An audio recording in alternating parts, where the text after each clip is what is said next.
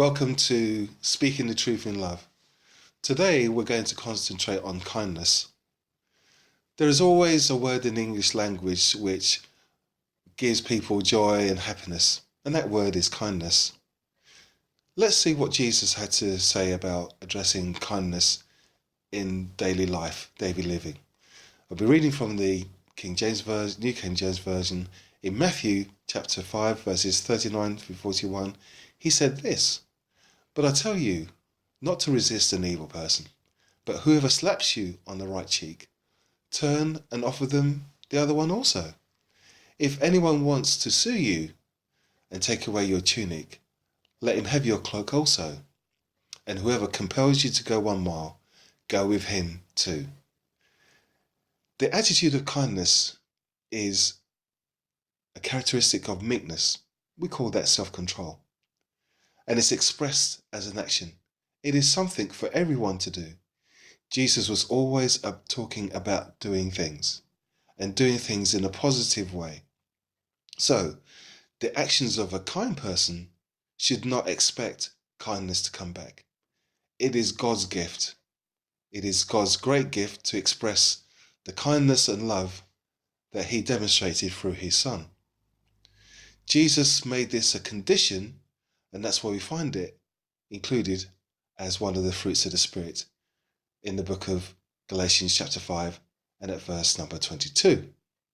So, with that, the true believer in God should express their lifestyle and their attitude towards kindness in a way that helps to change lives.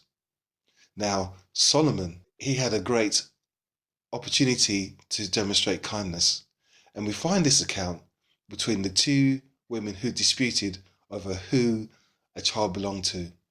Sadly, in that account, one of the women lost a child, and yet they argued over the existing child because of their lifestyle. They were involved in prostitution. So you might say, well, what has that got to do with the well-being of the child? It has everything to do with the well-being of a child. And we can find that account in 1 Kings chapter 3, verses 16 through 28. As a result of this dispute, they went before King Solomon. And so he decided that he would resolve it in a dramatic way. He said, "I will take the child and divide it in two." And that's to physically divide the child. One of the women responded and said, divide the child, let me have my share. But the other woman responded and said, "No, give the child to the other woman. The child deserves better." And it's as a result of that expression of kindness that Solomon made a decision to give the child to her. Was it about attitude? Yes, it had everything to do with attitude. We must look beyond the things that we can see. Kindness is about looking beyond the things that we can see and doing it for the right reasons. Kindness is God's powerful, non-violent answer to anger. It replaces anger committed by somebody else. It may even be by ourselves. This is the reason that we can have it as a learned behavior. Everyone can learn to be more kind in their lives, more considerate in their thoughts. Kindness is what God showed to us through the giving of his Son. We find that in Ephesians chapter 2, verses 6 through 8.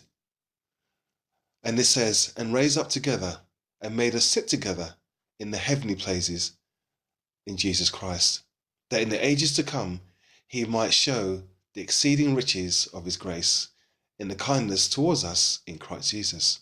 For by grace you have been saved through faith, and not of yourselves. It is the gift of God." So that's where we find kindness. It is a gift from God. And everybody who seeks forgiveness should think about kindness as part of the healing condition that kindness gives. So when we do that, in Ephesians 3 verse 32, be kind to one another, tender-hearted, forgiving one another, as Christ also forgave you. Kindness allows forgiveness an opportunity to grow, an opportunity to provide us with a peaceful existence, and not to have constant strife and discord. So use the power of kindness to grow in the love of Jesus Christ. Thank you for your attention to this message. Our God.